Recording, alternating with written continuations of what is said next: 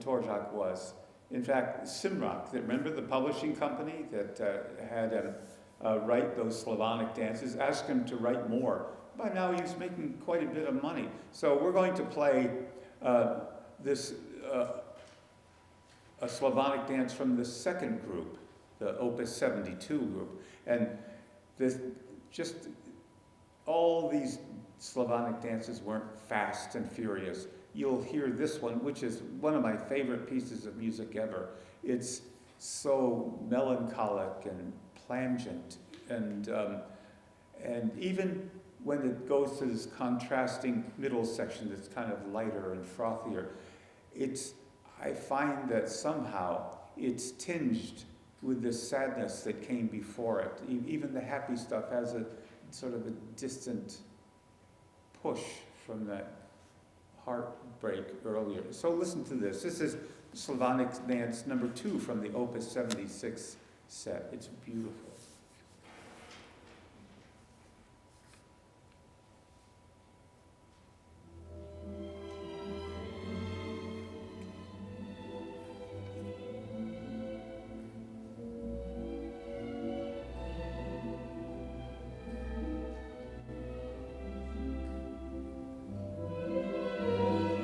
I know him. He was in the CSO together.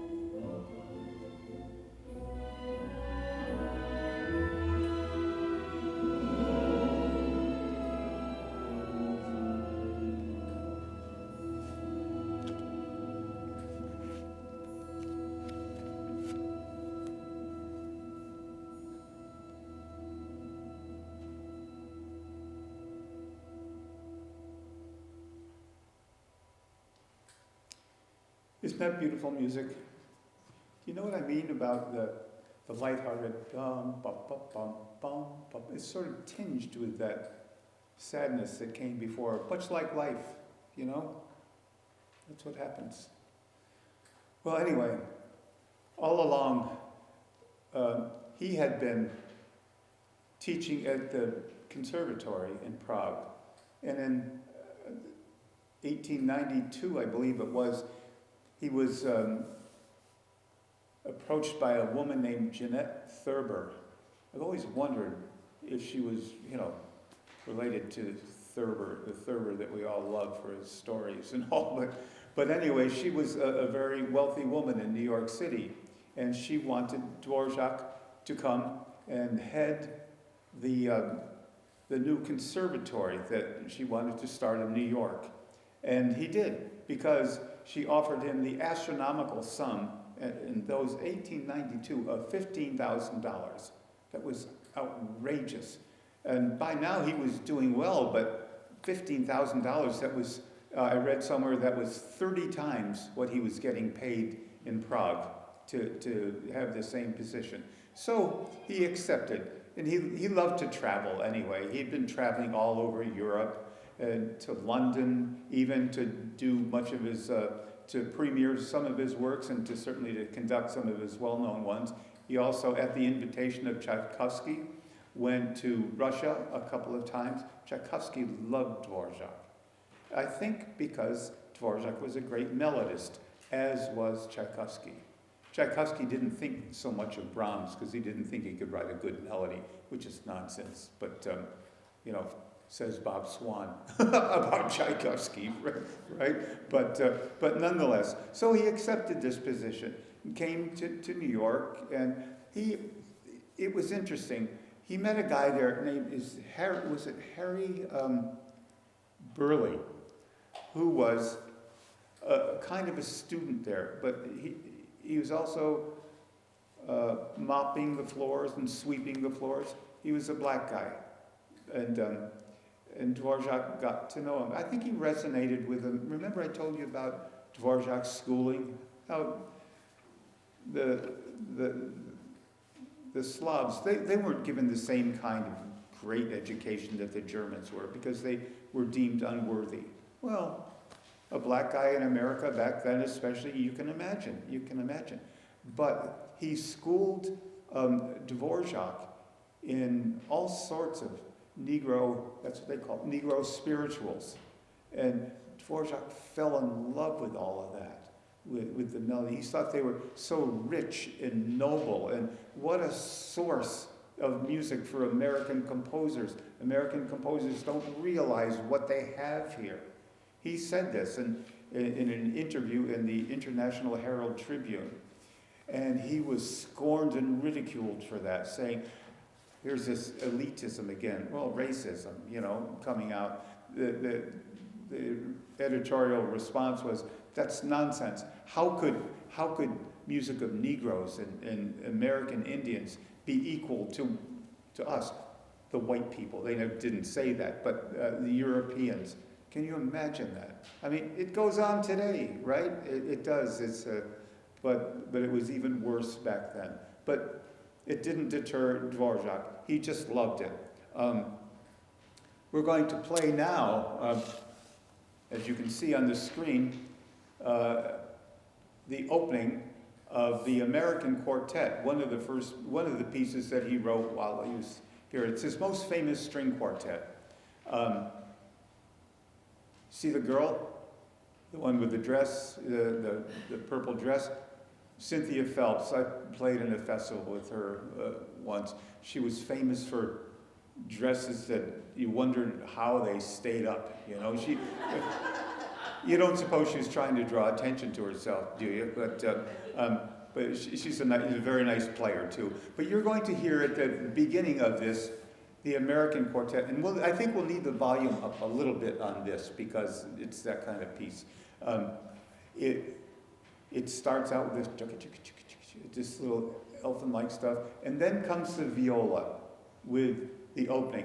And it's I mentioned this to you earlier, a pentatonic melody.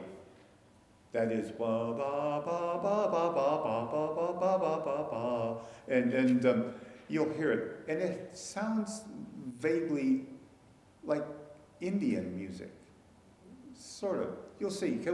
We're just going to play a little bit at the beginning, the first 30 seconds or so.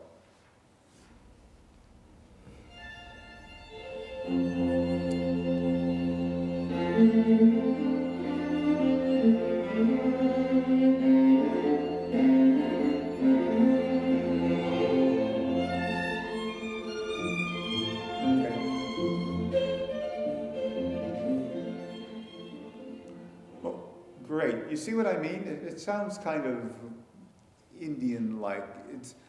And I think it's because it's simple. The scale isn't fleshed out. It's emptier. It's simpler. So now we're going to play